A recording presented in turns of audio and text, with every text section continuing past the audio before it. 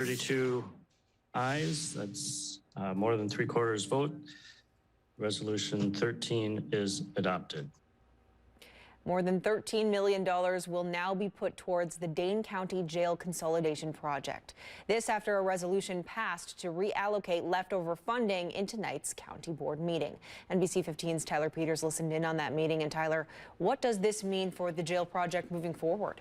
Yeah, Maria, the $13.5 million in funding comes after the Dane County Sheriff's Office and the Dane County Board of Supervisors Black Caucus came to an agreement Wednesday ensuring the project moves forward. The agreement includes support for the removal of federal in-transit prisoners from the current jail facility, as well as the elimination or reduction of solitary confinement.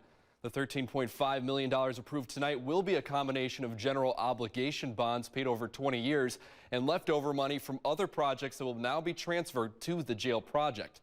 The total cost of this project still remains the same at $175 million, and it's expected to go out for a bid this summer. In studio, Tyler Peters, NBC 15 News.